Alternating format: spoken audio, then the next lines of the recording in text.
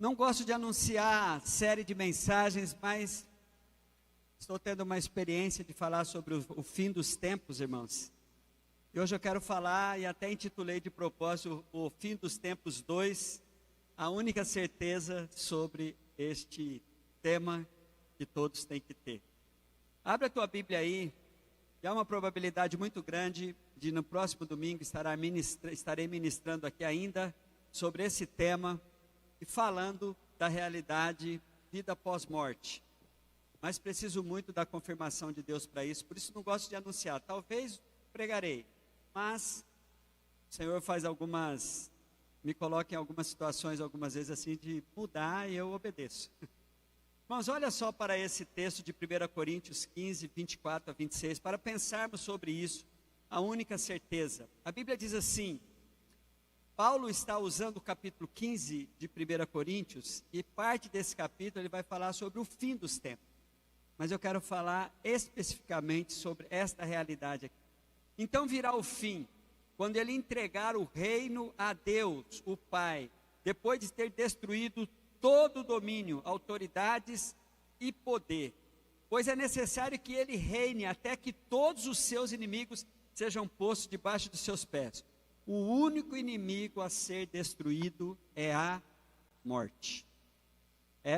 Já viu esse ditado, né? Que a única certeza que a gente pode ter na vida é a certeza da morte.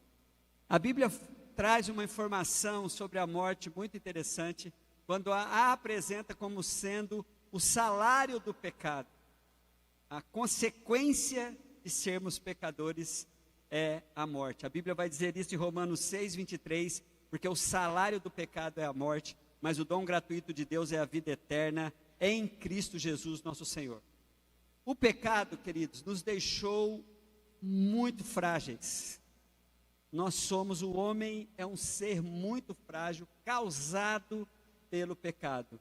Uma fragilidade que leva o homem a ser um ser medroso, cheio de crendices.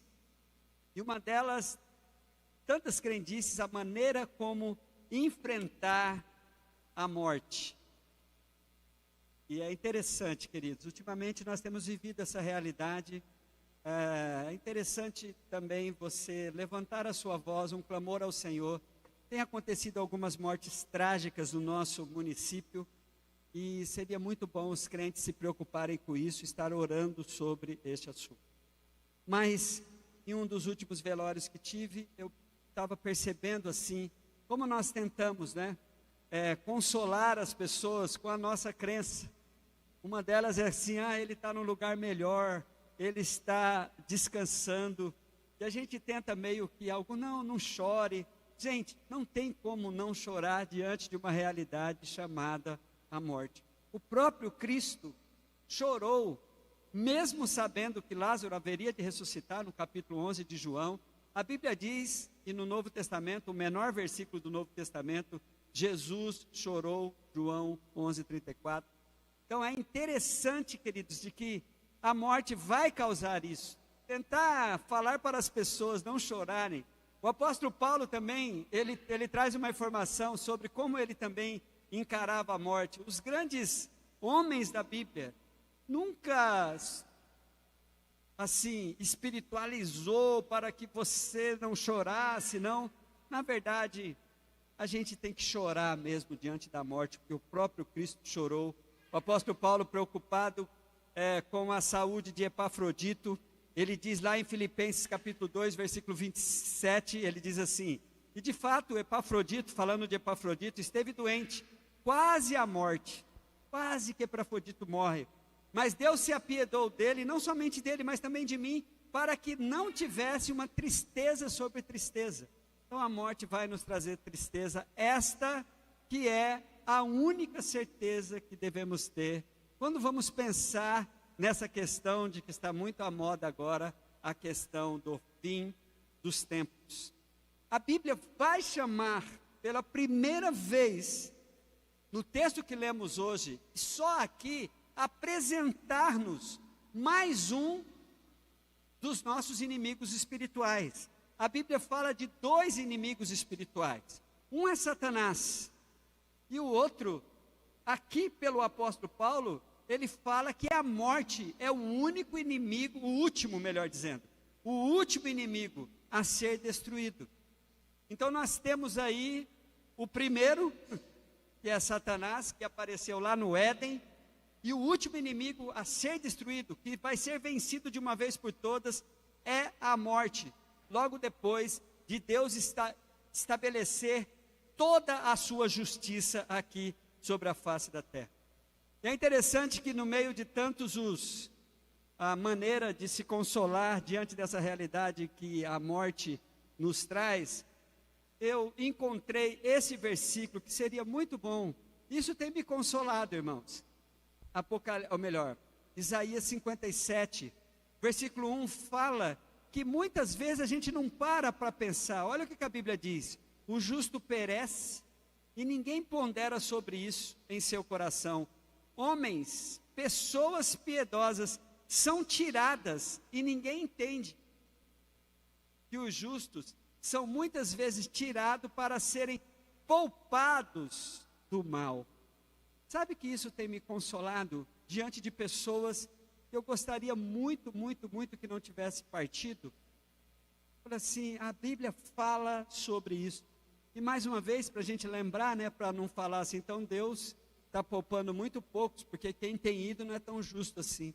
Os irmãos lembram do ensino que a gente sempre repete aqui, vindo de um dos meus mestres da faculdade, Dr. Shed, que está com o Senhor hoje. Ele dizia que o justo não é um indivíduo que faz tudo certo, mas o indivíduo que está do lado certo. Mas então, como vencer esse último inimigo? Naturalmente nós não conseguimos, porque essa é a única certeza.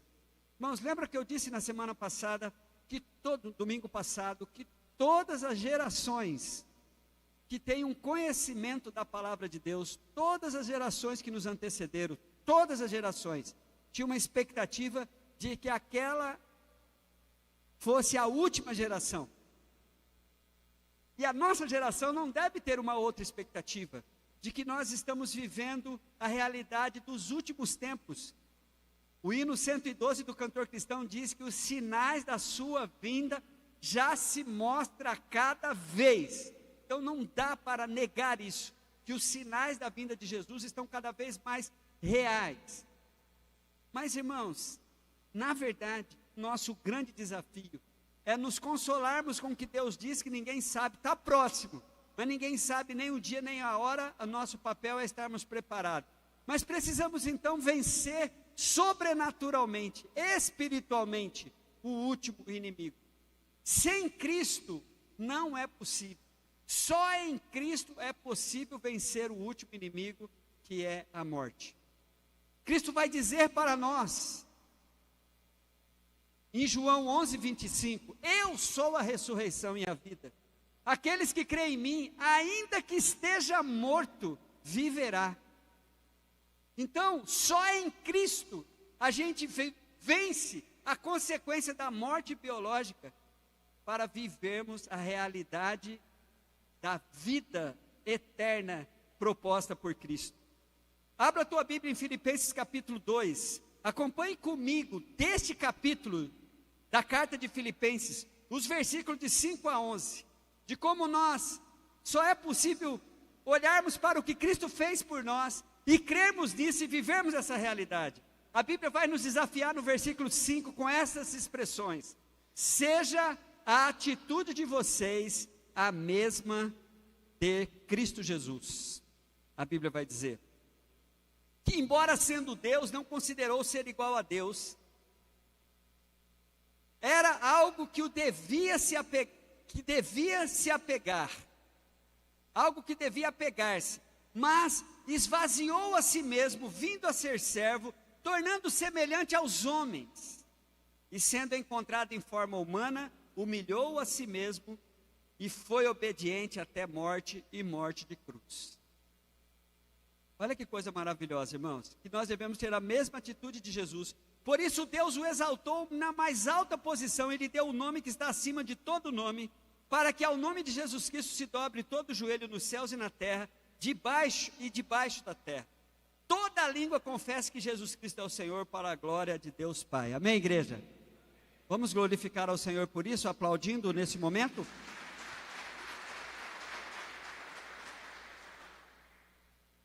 Sabe o que Cristo fez para nos ajudar a vencer a morte física e espiritual?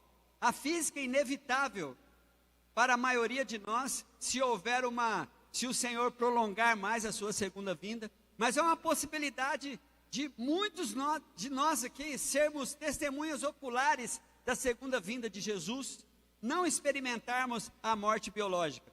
Porém, nós precisamos estar sabendo que, se isso não acontecer, a única certeza que teremos com relação ao que haverá de vir para as nossas vidas é a questão da morte. Mas para Jesus libertar este homem fragilizado pelo pecado, das suas crendices, dos seus medos, e principalmente o medo da morte, sabe o que Jesus fez? Decidiu ser igual a nós. Quando você olha para esse texto de Filipenses capítulo 2, você vai encontrar aí o versículo de número 7. Esvaziou a si mesmo, vindo a ser servo, tornando semelhante aos homens. Olha que maravilha. Deixando bem claro que a sua fragilidade, irmãos, olha, preste atenção nisso. A fragilidade de Jesus não lhe tirava a capacidade de ser obediente. As nossas fraquezas, as nossas fragilidades, as nossas limitações, não pode fazer com que nós desistamos de sermos obedientes a Deus, lutarmos, sacrificarmos, fazer o que é preciso para cumprirmos a nossa parte de sermos obedientes a Deus e à sua vontade. A Bíblia vai dizer no versículo 8, e sendo encontrado em forma humana, humilhou-se e se esvaziou-se, ou melhor, humilhou a si mesmo e foi obediente até a morte, morte de cruz. A ameaça da morte não nos traz uma licença para sermos desobedientes. A nossa fragilidade não é desculpa para sermos desobedientes. Jesus vai lá e se humilha, ele sofre fisicamente, emocionalmente e espiritualmente. E é interessante que o desafio é, como igreja, irmãos, olha só que coisa maravilhosa. Como igreja, o que aconteceu com Jesus, acontece com a sua igreja, com o seu corpo. Jesus sofreu pelo menos 3 tipos de afronta e que humilhou de maneira contundente assim. Uma das afrontas eram as chibatadas.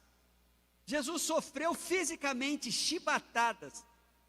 Ele sofreu tapas e murros contundentes. O que isso representa? São feridas rápidas, mas de uma maneira muito intensa, coisa que dói na hora. E a igreja sofre isso. Jesus sofreu cusparada. A cusparada, irmãos, é algo muito ofensivo em qualquer cultura. Em qualquer cultura. A pessoa sofrer uma cusparada é algo que está ofendendo aquela pessoa moralmente. E Jesus sofreu esse tipo de humilhação. A igreja também sofre esse tipo de humilhação. Teve outra coisa que Jesus sofreu, foi a questão dos espinhos da sua coroa. O espinho nos traz a ideia de corpo estranho, que vai criando um ferimento com um período mais longo assim, de dor, né? Quando nós estamos com algum espinho, isso é um corpo estranho no nosso corpo, que fere por mais tempo, e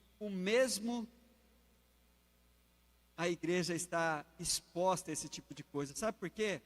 Porque Jesus falou que isso aconteceria conosco. Por isso é que ele foi lá e fez tudo no nosso lugar, sofreu no nosso lugar, para que hoje nós olhássemos, olha, o que aconteceu com Jesus aqui na terra, tem acontecido com o seu corpo, seu povo, e com o seu corpo, e o que aconteceu com Jesus em termos da ação sobrenatural de Deus na vida dele, vai acontecer também com a igreja. Irmãos, e quando eu falo igreja, particularize isso. Você que crê em Jesus como único e suficiente Senhor e Salvador da sua vida, estando arrolado ou não num livro de membresia da igreja, ou em um cadastro de membresia da igreja, o crente em Cristo Jesus faz parte da sua igreja. E Jesus, é interessante, tudo isso aconteceu com Jesus.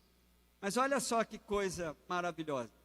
Jesus foi glorificado, Jesus foi exaltado, ressuscitou, foi exaltado e glorificado, mas ele continua sendo Cristo frágil por causa de nós.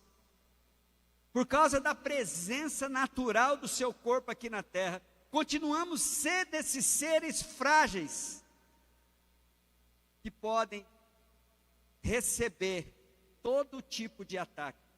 Quando você olha para o versículo 9 do texto que nós lemos, que fala que Jesus, pois Deus o exaltou, na mais alta posição, ele deu o nome que está acima de todo nome. Aí a Bíblia vai dizer assim, que Deus fez isso, para que ele nos desse toda a garantia aqui na terra, enquanto aqui somos fragilizados, estamos expostos à morte, ao inimigo, o último inimigo a ser vencido, mas lá está Jesus nos protegendo disso. A fé, irmãos, vai trazer-nos a seguinte conclusão, de que o que aconteceu com Cristo, Cristo foi exaltado, também o seremos. Cristo foi colocado em uma posição de honra, também o seremos. Assim como a fé nos liga a Cristo, a incredulidade que as pessoas direcionam para Jesus acaba alcançando também o seu corpo. E tome muito cuidado, eu queria te avisar para você, pare de argumentar, pare de protelar, pare de ficar procurando cabelo em ovo, para você não ter uma vida digna em um relacionamento com Jesus. Porque, gente, a única maneira de vencer espiritualmente o único inimigo é realmente fazendo essa declaração de fé, a fé salvadora, a fé que me leva a me comprometer com esse Cristo. Sabe por quê, queridos? Nós precisamos ter a convicção, se Cristo venceu a morte, nós também venceremos, amém?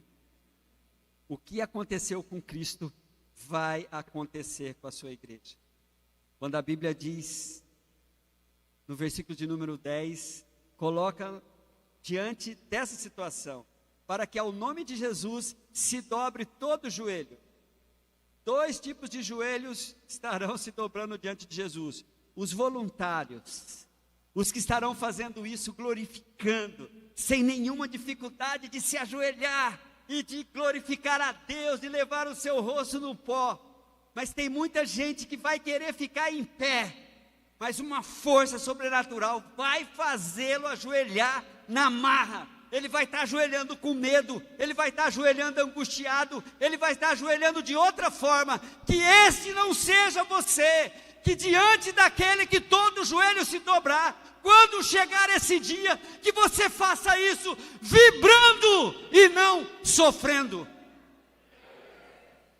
Mas não tem como não ter essa expectativa, para que ao todo nome se dobre todo joelho nos céus e na terra e debaixo da terra, e toda a língua confesse que Jesus Cristo é o Senhor, para a glória de Deus Pai. Vamos aplaudir ao Senhor? Olha que coisa legal. Algumas vão fazer isso glorificando mesmo, mas algumas pessoas vão ter que dizer isso na marra. Vai virar um ventríloco, ou um boneco tipo ventríloco assim. Está pensando em outra coisa, falar Jesus é rei, Jesus é o soberano, sem ter nada no coração. Alguns farão voluntariamente, mas outros terão que fazer obrigatoriamente. Que não seja você esse que faz obrigatoriamente, mas que seja você que faz voluntariamente. Sabe o que Deus fez com Jesus? Quando você olha para o capítulo de números 2 de Efésios ainda.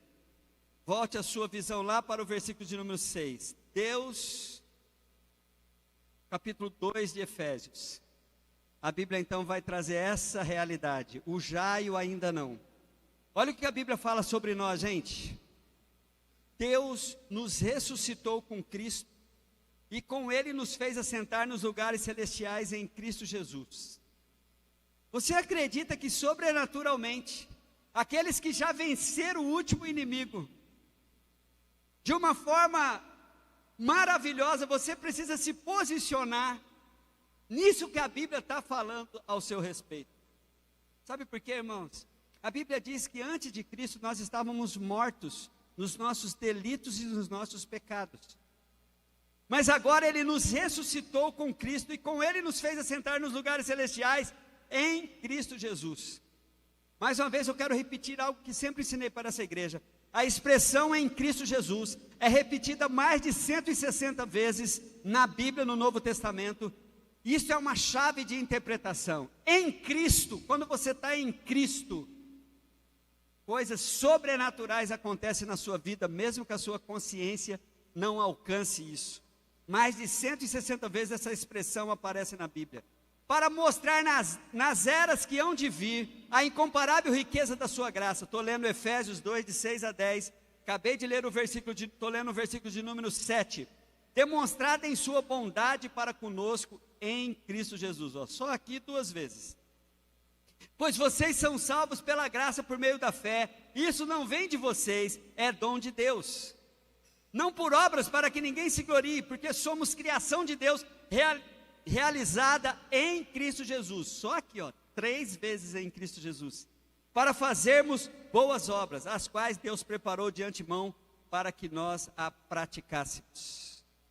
Irmãos, que maravilha. Sabe como você vai vencer a morte? Em Cristo Jesus. Porque Ele venceu por você. É por isso que João 16:33, Ele vai dizer assim: eu vim para que tenhais paz. No mundo, vocês vão estar cheios de aflição, mas tende bom ânimo. Eu venci o mundo por vocês. Vamos aplaudi-lo por isso? Para encerrar, irmãos, para o pessoal da música se tocar, né? Eu tenho que falar essa frase, senão fica perdida. E para o pessoal da cantina ir se retirando também. Irmãos, abra a tua Bíblia aí. Eu quero encerrar com a leitura de um texto bíblico do mesmo capítulo 15 de Coríntios. Olha só. Versículos 53 a 58. Quero encerrar a ministração de hoje com esse texto lindo.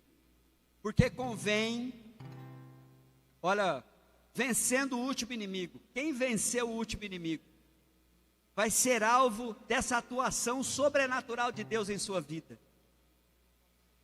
Porque convém que isto que é corruptível, falando do nosso corpo, se revista da incorruptibilidade, e que isto que é mortal, falando do nosso corpo, se revista da imortalidade. E quando isto que é corruptível se revestir da incorruptibilidade, e isto que é mortal se revestir da imortalidade, então cumprir-se-á a palavra que está escrito: tragada foi a morte na vitória. Vamos aplaudir ao Senhor? É o último inimigo sendo invencível, sendo vencido. Versículo 55, preste atenção, porque quanto mais o pregador lê a Bíblia, menos ele erra. E eu não sou bobo não, quero errar bem pouquinho. Versículo de número 25, onde está, ó morte, o teu aguilhão? Onde está, ó inferno, a tua vitória? Ora, o aguilhão da morte é o pecado, e a força do pecado é a lei. Mas graças a Deus que nos dá a vitória por nosso Senhor Jesus Cristo. Portanto, meus amados irmãos, sede firmes e constantes, e sempre abundantes na obra do Senhor, sabendo que o vosso trabalho não é vão no Senhor. Fique em pé, igreja. Aplauda o Senhor, porque você está diante da possibilidade, do poder em nome de Jesus, de vencer o último inimigo, de vencer a morte, com uma coisa, apenas entre com isso, querido, com a sua fé em Cristo Jesus.